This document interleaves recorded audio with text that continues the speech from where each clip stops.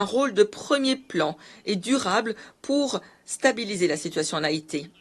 Il s'agit là d'une nécessité stratégique. Il en va de la sécurité de mon pays et de toute la région. L'État dominicain a assumé des responsabilités importantes face à la crise en Haïti, des responsabilités qui vont bien au-delà du normal, fournissant des services essentiels à une population arrivant en nombre du pays voisin. En 2023, les services de santé fournis aux migrants haïtiens représentaient 9,9% de tous les services fournis par notre système de santé publique. Par ailleurs, aujourd'hui, près de 200 000 mineurs étrangers se trouvent dans les écoles publiques dominicaines.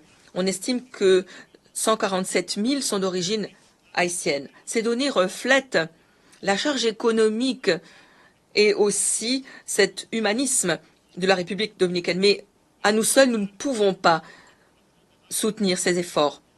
Plusieurs résolutions ont été adoptées au Conseil de sécurité et enfin, l'on a pu commencer à envisager un chemin vers la stabilité avec la création du Conseil présidentiel de transition et l'arrivée de la mission multilatérale d'appui à la sécurité en Haïti.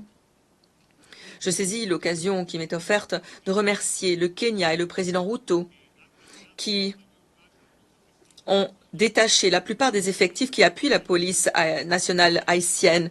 Et merci aux États-Unis qui assument une charge financière et logistique extrêmement importante. Merci aussi à la Jamaïque, aux Bahamas, à El Salvador, qui ont aussi contribué à cet effort. Merci à la CARICOM, des efforts déployés en faveur du dialogue et de la concertation en Haïti.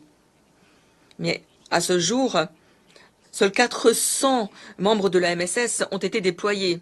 Or, nous en avons besoin d'au moins 2000 pour qu'elle puisse fonctionner.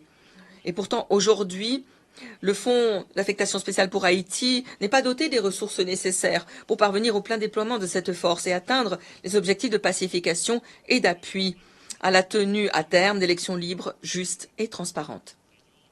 Mesdames et messieurs, nous sommes parvenus à ce stade du fait de grands sacrifices. Mais un an avant la tenue de ces élections, les conditions ne sont pas réunies pour les organiser. Nous ne pouvons pas permettre que ces efforts soient vains. Sinon, l'effondrement d'Haïti sera imminent.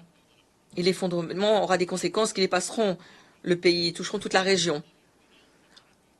La mission est source d'espoir et nous permet d'espérer un retour à la normalité. Un échec signifierait d'opter pour des mesures radicale pour préserver notre sécurité nationale. Il n'est inacceptable à ce stade que certains des pays qui sont à l'origine de la situation en Haïti ou qui se sont engagés à trouver une solution n'aient pas respecté pleinement leurs promesses.